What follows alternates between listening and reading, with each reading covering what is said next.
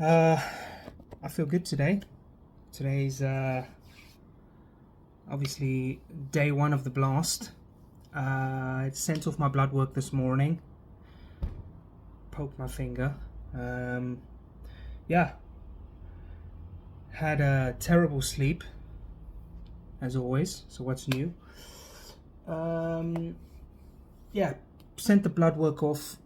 Started the microdose administration this morning, 0.3 mil, and it was painless and effortless. I forgot how painless and effortless it is to pin with subcutaneous needles rather than intramuscular. Apart from the oil, so the thickness of the oil is rather slow going in and out the syringe because the syringe hole is very small, the needle is very tiny. So I forgot about that. So it took me quite a while last night to draw all the liquid out. Even though it was 0.1 mil, it was super slow. So tonight, on my next administration, well, the next filling of the syringe, I'm going to use my bigger needles. I'm going to pop open the top of the syringe of the small one, and I'm going to manually insert the liquid from the top till it's 0.1. Put whatever's left in the vial and so on, and do that. I think that'll be much more quick and effective, although that might be an issue. Actually, I haven't thought that through. That might be an issue because I won't be able to put the plug back on. Damn it. Oh, okay, I guess I'll just have to draw. I'll draw it slowly. I didn't really think that through, but now that I've mentioned it myself out loud, it's not going to work, because when I put the top back on, the pressure will push the liquid out. Okay, so that's a no-go. Never mind. But small problem to overcome. No big deal. So yeah, everything's on track. I'm 190. I'm exactly 190 today, so I've put on 0.2 pounds since yesterday. Nothing crazy. So I'm at the maintenance level. I'm fluctuating between 189 to 192. I think that's pretty normal, depending on nutrition type, nutrition volume, and training, and probably other various factors in the body, water levels, and so on. Anyway, I'm getting sidetracked. Training today, I did push-pull. Great workout. I did dumbbell work and cable work. I did no machine work today. I did no lat pull down or chest press today. I mixed it up. I did strictly dumbbell press and cable fly and cable press. I then supersetted that with pull-ups and pull downs, single arm pull downs.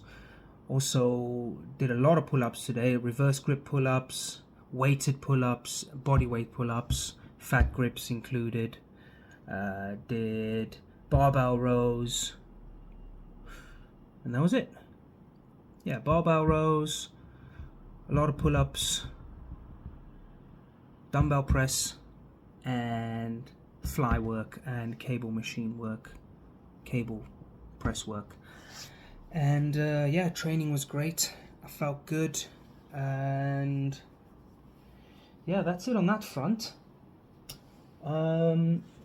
Tonight I'm gonna pop my first dosage of Mk677, the growth hormone secretor gag.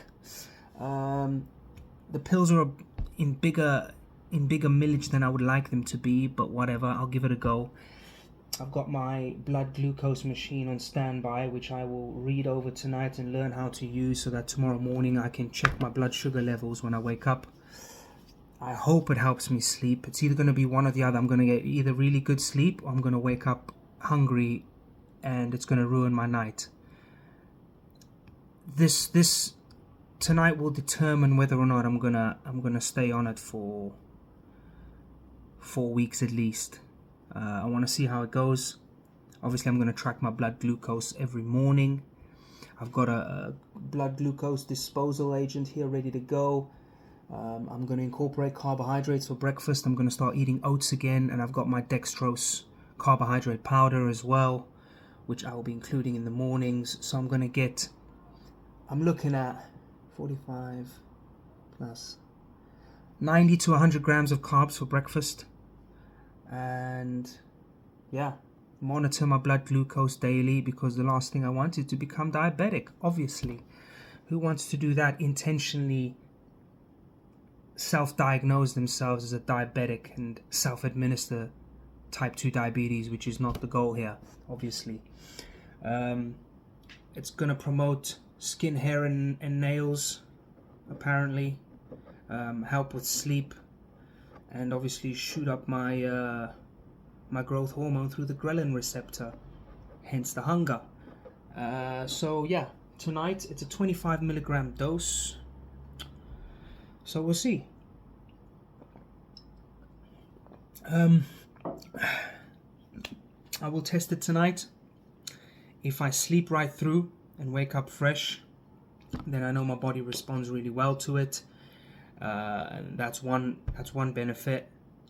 And secondarily, if I check my blood glucose levels and it's 80 or below and it's stable, then that's good. I've achieved what I needed to. If it's above 80, then I need to take blood glucose disposal agent to bring the blood sugar levels down, to get rid of the blood sugar in my blood, to lower that, and then yeah, load up on carbs and do that daily.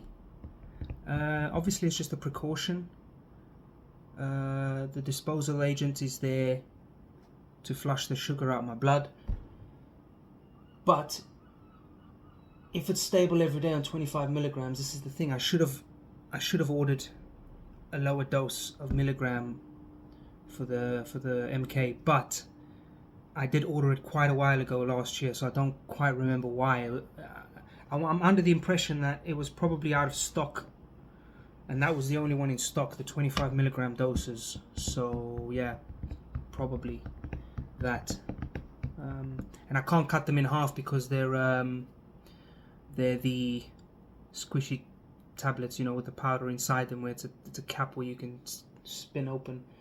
So it's not a solid pill where I can just cut in half and take, you know, 12.5 milligrams instead of 25. But it's no problem. 25's all right.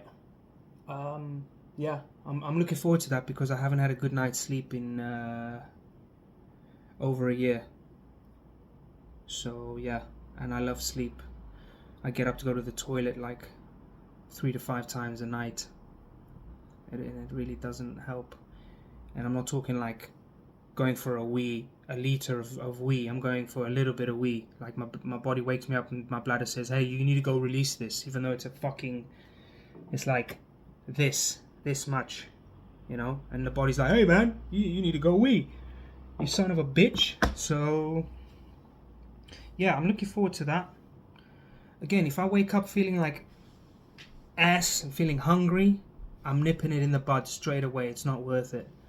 I'm not going to, there's no point, you know, sleep's where you grow. Sleep really matters for your neuroplasticity and the brain and muscle recovery and just everything, regeneration of the body, of the mind.